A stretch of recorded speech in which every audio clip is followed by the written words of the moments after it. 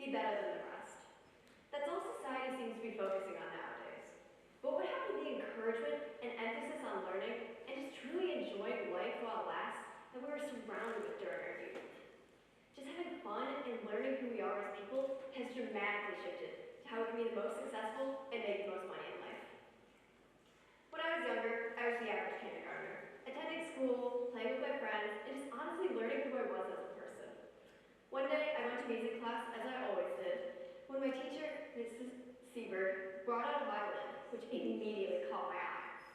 From that day on, I've had a deep desire inside me to play the violin.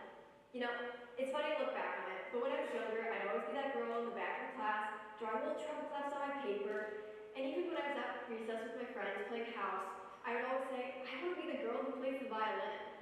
So, after months of begging my mom to let me play, we finally signed up for lessons, and I was so excited, yet terrified at the same time.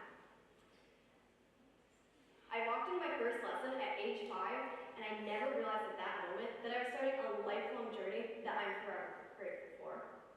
The beginning years of violin for me were truly low stakes, and the only stressful moments I had with my violin were my yearly recitals with my violin teacher and my orchestra performances where we were divided based on skill level. Looking back on it, my favorite part of this era of music for me was how we weren't focused on perfectionism, we were just learning the joy of music.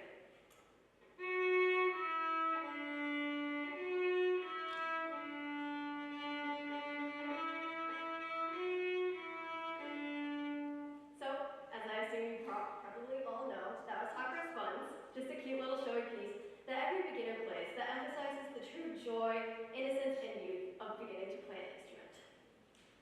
So, as I continued to grow up and continued my love for music, I decided to branch out to new instruments in addition to the violin, such as the piano and the guitar. But still, my main love and focus in life was the violin. Around the end of 5th grade year in May, violin switched from something I did just recreationally and just for fun to a strict environment, constantly pushing for perfectionism. I began preparing for my first official Toledo Symphony Youth Orchestra audition, and I was so terrified. Even to this day, I'm still terrified of those auditions, and now it's only on recording, not in person. Now, the first thing you've got to know about any kind of audition, especially those in music, is that whatever you're performing essentially needs to be perfect, according to the judges, of course. But also, it needs to be stylistically different enough from the hundreds of other applicants out there, so you can stand out. Sort of like a college application, but you only get to send in one side yourself. Or, in my case, 1 30-second clip. This idea of music just being deeply rooted in perfectionism is exactly why I hit a big road stop in my journey. You can perform a piece to near perfection, it can be the best thing you've ever done in your music career, and it still wouldn't be good enough. Once you get trapped in the cycle of perfectionism in life, and you get stuck with seeking validation from others, it really is just hard to get out of it.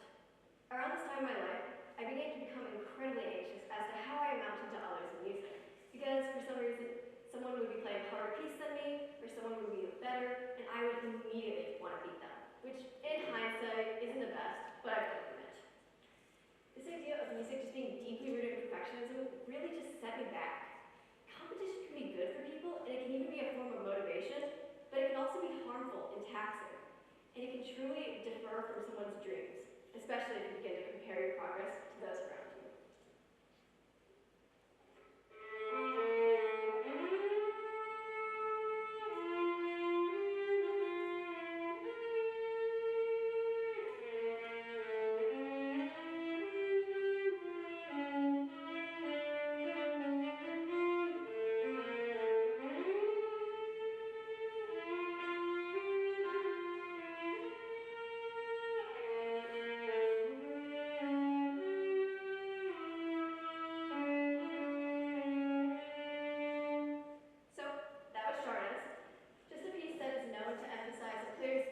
And true skill set within violin, and it's often used as an audition piece. I even used it myself back in 8th grade for the Toledo Symphony Youth Orchestras. So, as I continued to grow up, and I continued to try out for various orchestras and either get accepted or rejected, this idea of perfectionism began to fully infiltrate both how I saw myself as a player, and eventually how I saw myself as a person.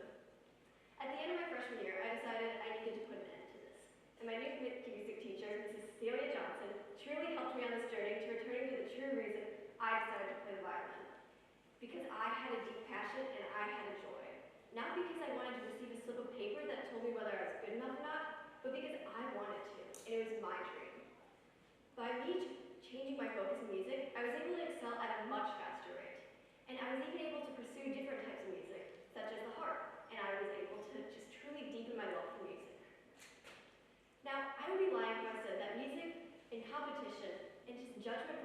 in impacting this day. It's human nature to seek perfectionism and validation from others. But what I've begun to learn is that even if I don't get the best score I could have gotten, or if I don't get that scholarship I tried out for, or that overarching sense of validation, I'm still good enough, and I'm more than just a number. The true reason I decided to play the violin is because I had a dream and a purpose. Not because someone was telling me to, or because I wanted that validation from others, but because I really wanted to, and it was my passion. And I wanted to shed a new light to music. Music doesn't need to be this strict and boring thing the world can portray it to be. It can be truly fun and different, and so everyone can enjoy it. We can make a change in the world through the things that we love.